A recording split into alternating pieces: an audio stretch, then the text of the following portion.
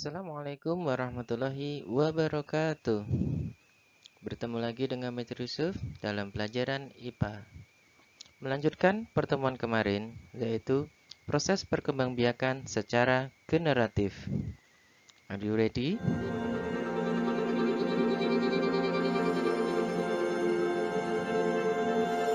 Hari ini kita akan belajar 3 materi. Yang pertama, macam-macam penyerbukan. Yang kedua, perantara penyerbukan.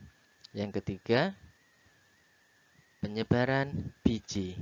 Sudah siap semuanya? Langsung saja kita mulai yang pertama, yaitu proses perkembangbiakan secara generatif. Masih ingat apa itu pengertian generatif? Oke, yuk kita ingat lagi. Perkembangbiakan generatif dilakukan melalui proses penyerbukan dan pembuahan. Ya, masih ingat kemarin kita belajar tentang bagian-bagian bunga. Selanjutnya, ini adalah proses kelanjutannya. Setelah mengenal bagian bunga, kita hari ini akan mengenal proses penyerbukan dan pembuahan. Perkembangbiakan generatif diawali oleh penyerbukan. Apa itu? Yaitu melekatnya atau jatuhnya serbuk sari ke kepala putik. Setelah terjadi penyerbukan, serbuk sari menuju ruang bakal biji. Nah, dari bakal biji, serbuk sari masuk ke ruang bakal buah melalui buluh serbuk sari. Di dalam ruang bakal biji terjadi pembuahan. Untuk lebih jelasnya, silakan perhatikan dan simak animasi berikut ini. Perhatikan, Mister sudah mengurutkan ya dari nomor 1 sampai nomor 9. Nomor 1 yaitu serbuk sari bertebaran. Ya, bisa oleh angin atau dibantu oleh hewan. Serbuk sari yang bertebaran ini akan menempel ke kepala putik. Di kepala putik menerima serbuk sari sehingga terjadi proses penyerbukan. Selanjutnya, serbuk sari yang menempel di putik ini dia akan masuk ke dalam ya, melalui dia menuju ke bakal biji melalui bulu serbuk sari. Nah, di dalam ini ya terjadi pembuahan yang menghasilkan zigot nomor 4 ya. Nomor 5, zigot berkembang menjadi lembaga yang merupakan calon tumbuhan baru. Bakal buah membesar dan berkembang menjadi buah bersamaan dengan pembentukan biji ya. Jadi biji ini dibungkus oleh buah. Nomor 7, biji yang ditanam ataupun yang jatuh di lingkungan yang tepat akan tumbuh menjadi kecambah. Kecambah tumbuh menjadi tumbuhan muda, kemudian tumbuhan muda tumbuh menjadi tumbuh dewasa yang dapat melakukan perkembangbiakan secara generatif. Sampai di sini mulai paham? Alhamdulillah. Lanjut ke berikutnya, yaitu macam-macam penyerbukan. Penyerbukan ini ada 4. Apa saja? Yang pertama yaitu autogami. Yang kedua, geitonogami. Yang ketiga, allogami. Yang terakhir, bastar. Langsung kita menuju ke pengertiannya. Penyerbukan autogami atau disebut dengan penyerbukan sendiri. Apa sih? Penyerbukan autogami adalah penyerbukan yang terjadi apabila serbuk sari melekat di kepala putik bunga itu sendiri. Jadi, satu bunga itu kan ada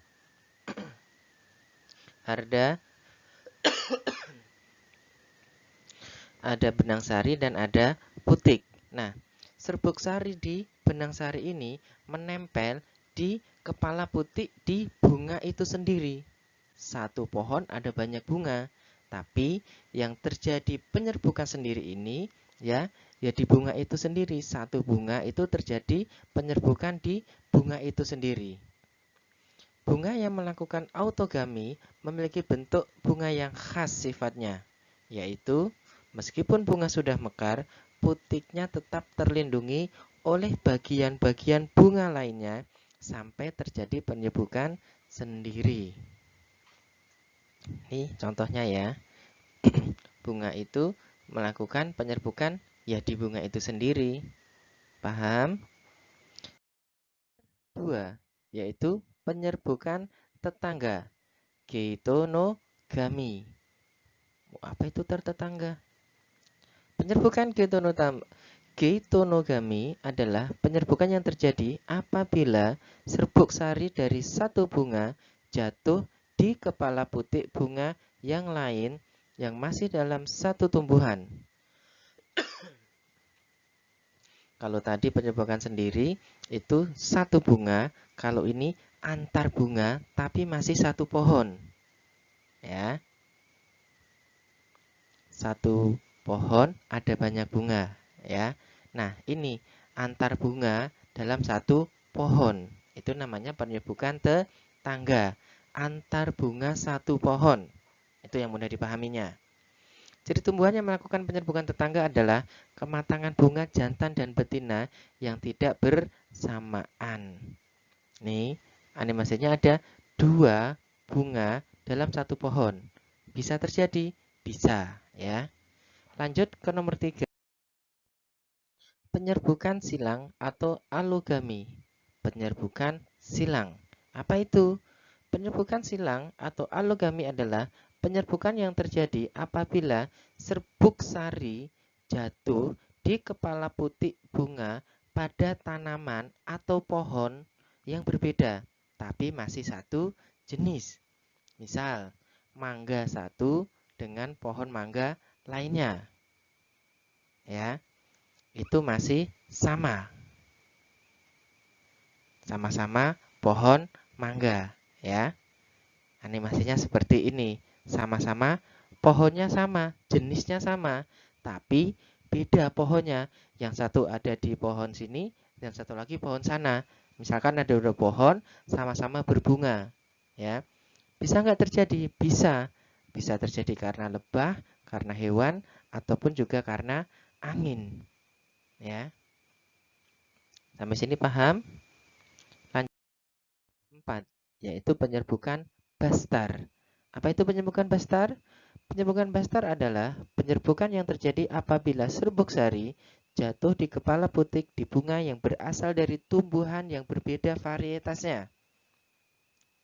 Tujuan dari penyerbukan bastar adalah menggabungkan sifat yang dikehendaki dari 2 jenis tumbuhan dalam satu tumbuhan. Misalnya, persilangan antara tanaman rambutan berbuah besar tapi asam dengan tanaman rambutan yang berbuah kecil tapi rasanya manis.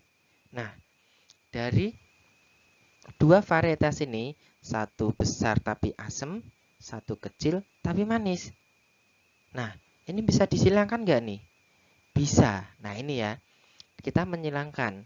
Dari persilangan tersebut diharapkan hasil tanamannya itu adalah kita mendapat rambutan yang besar dan buahnya manis. Besar dan manis. Nah, ini namanya persilangan yang tadi ya. Sampai sini paham ya, Mas? Oke, lanjut. Yang berikutnya adalah perantara. Nah, sekarang kita membahas tentang perantara. Perantara apa? Perantara penyerbukan. Lu, emang ada berapa Ada banyak ya. Penyerbukan dapat terjadi karena bantuan perantara dari luar. Perantara penyerbukan dapat berupa makhluk hidup ataupun benda yang tak hidup yang membantu serbuk sari sampai ke putik suatu bunga. Beberapa contoh perantara penyerbukan antara lain adalah hewan, angin, air, dan juga manusia. Ya, hewan tadi seperti apa? Ada kupu-kupu, terus ada serangga. Nah, kalau ini manusia ya. Ada juga oleh angin dan juga air. Yang penyerbukan dengan bantuan hewan. Ciri-ciri tumbuhan yang penyerbukannya dibantu oleh hewan antara lain warna mahkotanya mencolok. Mahkota yang mana sih? Ayo, masih ingat tidak? Kemarin kita sudah belajar tentang bagian-bagian bunga. Di antaranya adalah mahkota yang mencolok. Mahkota yang mencolok ini salah satu fungsinya adalah menarik hewan lain untuk datang ke bunga tersebut. Nah, ini adalah salah satu fungsi dari mahkotanya. Ya, selain memiliki warna mahkota yang mencolok, bunga ini juga berbau khas, wangi. Kemudian memiliki kelenjar madu dan juga kepala putih agak tersembunyi. Beberapa contoh hewan penyerbuk yaitu lebah, kupu-kupu, kelelawar, siput, burung, dan lain-lainnya. Lanjut ke nomor 2, yaitu penyerbukan dengan bantuan manusia. Manusia bisa atau Bisa banget, ya. Ada banyak. Di Jogja itu ada, Mas, ya. Ciri-ciri tumbuhan yang penyerbukannya dibantu manusia antara lain, tanaman sulit mengalami penyerbukan secara alami. Jadi, harus dibantu oleh manusia. Hewan gak kepikiran, manusia yang bisa ya. Salah satu penyebabnya karena memiliki struktur bunga yang unik atau bunga yang sukar mengeluarkan serbuk sarinya. Contohnya itu adalah tumbuhan salak dan vanili. Nih ya. Ini adalah gambar dari vanili. Ini harus dibantu oleh manusia ya. Diambil terus kemudian ditempelkan di putiknya. Yang berikutnya adalah salak. Nah, bunga jantan dan bunga betina ini harus dibantu oleh manusia. Ini nggak bisa sendiri. Begitu ya. Ke nomor 3, yaitu penyerbukan dengan bantuan angin. Ciri-ciri tumbuhan yang penyerbukannya dibantu angin antara lain mahkota bunga tidak berwarna dan biasanya berukuran kecil. Serbuk sarinya kering, ringan, dan sangat banyak. Tidak berbau, tidak memiliki kelenjar madu, dan kepala putih terjulur keluar. Contohnya apa? Yang pertama yaitu padi. Yang kedua jagung. Yang ketiga rerumputan. Lanjut nggih. Berikutnya adalah penyerbukan dengan bantuan air. Penyerbukan dengan bantuan air terjadi pada tumbuhan air. Contohnya tumbuhan hidrilla. Serbuk sari tanaman hidrilla akan terbawa oleh aliran air hingga menempel di kepala putik.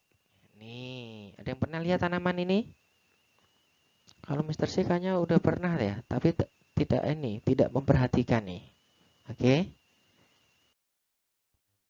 Yang terakhir adalah materi tentang penyebaran biji. Setelah terjadi penyerbukan, bakal biji akan berkembang menjadi biji yang merupakan calon tumbuhan baru. Pada tumbuhan tertentu, biji diselubungi oleh daging buah yang berasal dari bakal buah. Buah juga dapat membantu dalam penyebaran biji. Berikut adalah macam-macam perantara dalam penyebaran biji. Di antaranya dengan bantuan manusia, bantuan hewan, bantuan gravitasi bumi, angin, dan bantuan air. Yuk kita kupas satu-satu. Yang pertama penyebaran biji dengan bantuan manusia. Penyebaran biji dengan bantuan manusia dapat terjadi secara sengaja ataupun tidak sengaja.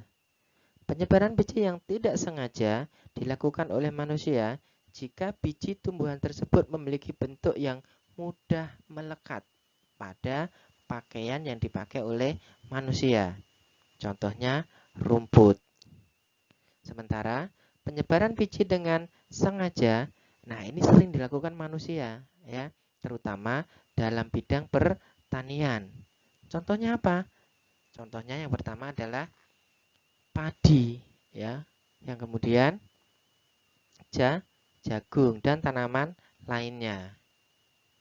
Bisa dimengerti? Ke berikutnya yaitu penyebaran biji dengan bantuan hewan. Tumbuhan yang penyebaran bijinya dengan bantuan hewan biasanya adalah tumbuhan yang buahnya menjadi makanan hewan tersebut. Salah satunya adalah hewan luwak. Nah, pernah dengar hewan luwak? Nah, hewan luwak ini membantu dalam penyebaran biji kopi. Terkenal nih ya. Nih, hewan luwak, dia memakan biji luwak. Ya, tapi bijinya ini tidak hancur, Mas. Jadi nanti di fesesnya dikeluarkan dalam bentuk biji. Nah, biji ini yang sangat mahal nih. Dibikin kopi jadi mahal. Lanjut. Nomor 3 adalah penyebaran biji dengan bantuan gravitasi atau gaya tarik bumi. Buah yang semakin matang akan bertambah berat. Semakin besar, semakin berat. Akibatnya, buah mudah lepas dari tangkainya dan jatuh menuju ke tanah. Jatuhnya buah akibat pengaruh gaya gravitasi atau gaya tarik bumi menjadi cara buah itu untuk menyebarkan bijinya. Contohnya apa, Mas? Contohnya banyak, Mas. Buah jambu, ya, terus buah mangga dan lain sebagainya. Ini ada di sekitar kita, ya. Lanjut, penyebaran biji dengan bantuan angin. Tumbuhan yang penyebaran bijinya dengan bantuan angin memiliki ciri biji berukuran kecil, ringan, dan bersayap. Contohnya adalah biji tumbuhan randa tapak atau biasa dikenal dengan dandelion. Ini perhatikan ya Mas, Mbak. Lanjut. Penyebaran biji dengan bantuan air. Ini adalah yang terakhir. Tumbuhan yang penyebaran bijinya dengan bantuan air memiliki ciri hidup di dekat daerah perairan. Misalnya tumbuhan daerah pantai ataupun tumbuhan yang hidup di air. Contohnya apa? Pohon kelapa dan bakau. Oke, sampai di sini pertemuan kita. Mudah-mudahan apa yang Mister sampaikan bisa dipahami dan dimengerti. Sekian dari Mister Yusuf. Dengan bacaan hamdalah, alhamdulillahirabbil alamin. Assalamualaikum warahmatullahi wabarakatuh.